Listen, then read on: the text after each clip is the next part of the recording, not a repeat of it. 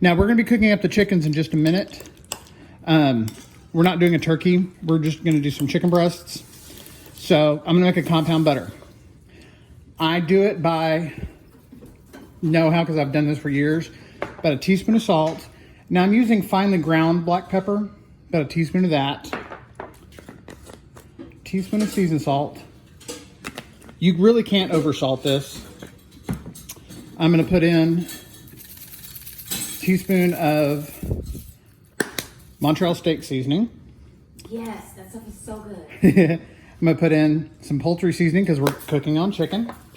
I'm going to put some sage in here, about a half teaspoon. I took some crushed red pepper flakes and I ground them up and I put them in an empty spice jar that I cleaned out. So put in there for a little kick of heat. Yeah. And I'm going to add some MSG. This is optional. If you have a thing about it, don't worry.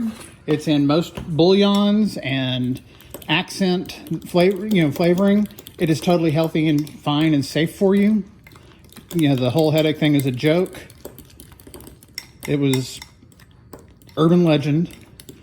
So we're going to let this sit, and this is what we're going to slather our chickens in. So, and that's how you make a compound butter. You can take parsley, you can take chives, whatever you want, and put that in there, and put that on your steak. You don't have to put all those seasonings in. Season what you want because it's your compound butter. So, all right, we'll see y'all in a little bit. Oh, look at her, ladies and gentlemen. It's your butter. Right. And he said it. But a lot of people, that hits home for a lot of people. Yes, it does. Which is weird, because I've had a couple of people say, well, that's so cool, because it's mine. Yes, make it the way you want it. Sorry, I realized I was making noise. Oh, okay, I'm just going to Compound. I stopped though. I know. All right, Liz.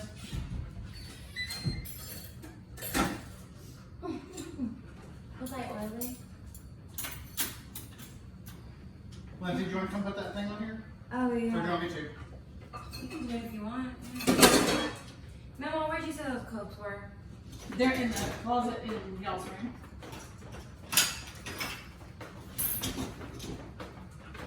Burr. No, honey, calm down. You're fine, love.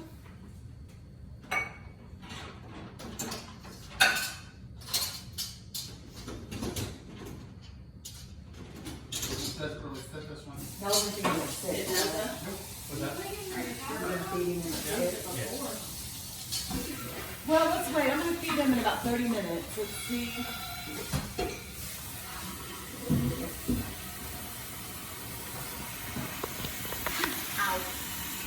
We do a turkey at Thanksgiving, but everyone here prefers chicken, so we're going to do these big chicken breasts. And these are split breasts. They've still got the bones on them and the skin. It's like Dolly Parton.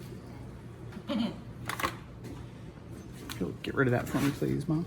Sure. And then I'm going to take two out of this one. And these were actually a lot cheaper than a big old turkey. So, we don't want to take the skin off. What we want to do is we want to take our compound butter that we mixed up, and we're going to, using our fingers, we're going to lift under the skin, or try to. Should have done this first. Just want to make a little cut in here to get up, to be able to get under the skin. Here, right here. And put some of this butter up under the skin. Now you can freeze this and slide it in as discs. Freeze it into a log and cut it and put it in there. I normally do that when I do a turkey because the skin is so much more difficult to deal with. It's not as loose as it is on a chicken. This is going to flavor the heck out of your chicken. And yes, I'm digging underneath. Would you grab me another knife, please? Yes. I'm digging underneath the skin. And I'm using all this butter. All this butter will be used, so I don't have to worry about cross-contamination. So, thank you. I just need a little slit to get the butter. And if you can see, I'm pushing the butter in under the skin and under the chicken.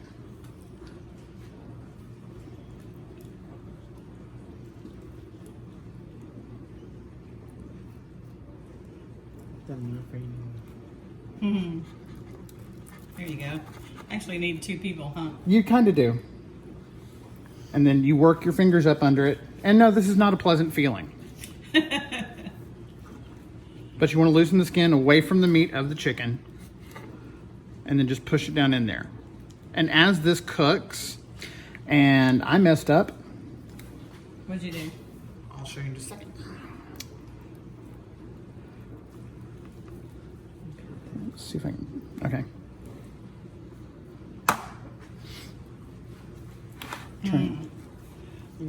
Nope, I just had to be able to get up under there and get that skin. Now, what I'm going to do is I'm going to take all this chicken out of here and put in my aromatics that I normally put underneath the chicken. Ah. All right. So, if you would open up the onions. Onions? Uh-huh. And sprinkle some in. Just pour them in. Like that? All of them. Oh, all of them. Oops, sorry. We have a A jumper. couple of them jumped. All right, and the celery, please. This is going to provide 2 things. It's going to provide a bed for your chicken, turkey, whatever protein you decide to use. And the lemons and oranges. Got some of this? Yes, please. These are the celery leaves. So we've got onion, celery, and celery leaves. Okay. And then the oranges? Oranges and lemon slices. That was some thick rinds. Yeah, they smell so good. I know. This also lifts it up off the bottom of the pan. Mm-hmm. So you're going to get more even cooking. Yeah. And this will cook in the oven for about 45 minutes. Okay. So let's put these back in. That's beautiful.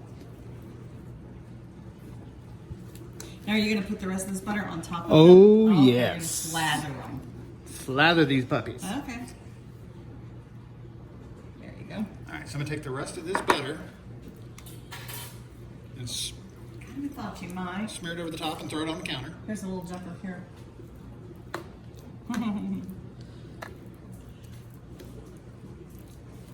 You have to change shirts. Yeah. And guys, you don't have to add salt and pepper because it's already all in your compound butter. True. Let me get some over here. Yeah. You know, my OCD. Mom's in full-on OCD mode today. I love it. Yesterday and today. I don't know. It must be the phase of the moon. It's the OCD, or CDO as it should be. Correct alphabetical order. Yes. Normally I can just let things go, but not yesterday or today. Now, this butter will melt down in to the pan and you can use it as your basting because you are going to want to baste these. And you will want to turn them over about halfway through and let the undersides cook. So how long are these going to go in the oven? I'm going to do them for 20 minutes and then I'm going to flip them over and then do them for another 20. You want to get them to 165 internal temperature. Right. And once they're there, they're ready to eat. Now, what's the temperature on the oven? 350. Okay. All right, so we're going to get these in and we're going to start on everything else. So we'll be right back. All right, so the chicken's been cooking about 20 minutes. I'm going to add in some chicken broth. I added some after I first put it in the oven.